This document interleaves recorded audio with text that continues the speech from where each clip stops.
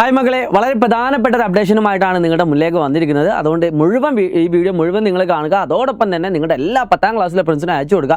കാരണം വളരെ ചുരുങ്ങിയ ദിവസങ്ങൾ മാത്രമേ നമ്മുടെ മുന്നിൽ ബാക്കിയുള്ളൂ. നമുക്ക് നേരത്തെ പറഞ്ഞതുപോലെ തന്നെ 9ാം തീയതി ആയിരുന്നു നമ്മൾ ക്രിസ്മസ് എക്സാം പ്രതീക്ഷിച്ചത്. പക്ഷേ നിങ്ങൾക്ക് കുറച്ചും കൂടി സമയം കിട്ടിക്കൊണ്ട് 11ാം തീയതിയാണ് നമ്മുടെ ക്രിസ്മസ് എക്സാം സ്റ്റാർട്ട് ചെയ്യുന്നത്. പക്ഷേ നിങ്ങൾ ഏറ്റവും കൂടുതൽ ടെൻഷൻ ആക്കാവുന്ന മറ്റൊരു കാര്യം എന്താണെന്ന് വെച്ചാൽ നമ്മുടെ എക്സാം സ്റ്റാർട്ട് ചെയ്യുന്നത് തന്നെ മാത്തമാറ്റിക്സിലാണ്. നിങ്ങൾക്കറിയാം, സ്റ്റാർട്ടിംഗ് പേച്ചാൽ മൊത്തം പേക്കും എന്നൊക്കെ വിശ്വാസമുള്ള ഒരുപാട് ആളുകളുണ്ട്. സോ അത് പേക്കാതിരിക്കാൻ വേണ്ടി ഞങ്ങൾ നിങ്ങളുടെ കൂടെ ഉണ്ടാവും. മാത്തമാറ്റിക്സിൽ എന്ത് വില കൊടുത്തും നമ്മൾ ഫുൾ A+ഉം അതുപോലെ തന്നെ ഫുൾ മാർക്കും വാങ്ങിയിരിക്കും. അതിൽ സ്റ്റഡി പ്ലാനും കാര്യങ്ങളൊക്കെ നിങ്ങളുടെ മുന്നിലേക്ക് എത്തിക്കുന്നതാണ്.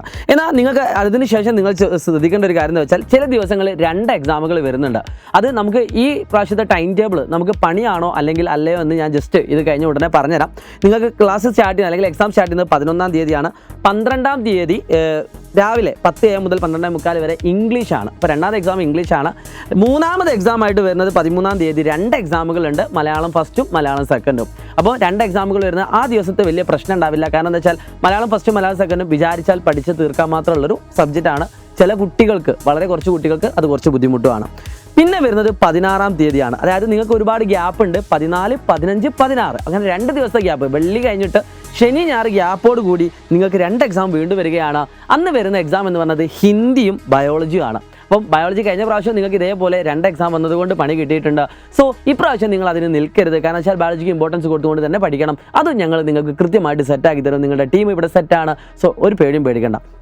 അതേപോലെ തന്നെ നിങ്ങൾക്ക് ഇമ്പോർട്ടൻ്റ് ആയിട്ട് വരുന്നൊരു എക്സാമാണ് ഹിന്ദി എന്ന് പറയുന്നത്. ഹിന്ദിയും നമ്മൾ അടിപൊളിയാക്കി സെറ്റാക്കി തരും കേട്ടോ.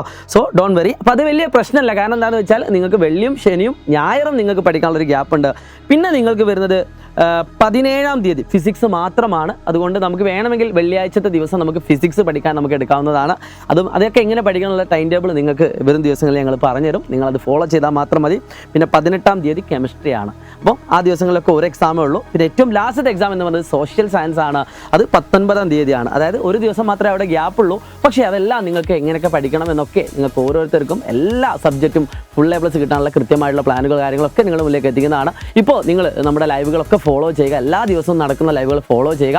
അതിനുശേഷം നിങ്ങൾക്ക് ഒരു കിടിലൻ പ്ലാനുമായിട്ട് ഞങ്ങൾ നിങ്ങളുടെ മുന്നിലേക്ക് എത്തുന്നതാണ്. സോ മറക്കണ്ട മക്കളെ, 10ാം ക്ലാസ്സിലെ എല്ലാ വിദ്യാർത്ഥികളും നിങ്ങൾക്ക് ടൈം ടേബിളും ഈ ഒരു വീഡിയോ അയച്ചു കൊടുക്കുമെന്ന പ്രതീക്ഷയോടുകൂടി ഇതുവരെ നമ്മുടെ വാട്സ്ആപ്പ് കമ്മ്യൂണിറ്റി ജോയിൻ ചെയ്തിട്ടില്ലെങ്കിൽ ജോയിൻ ചെയ്യുക.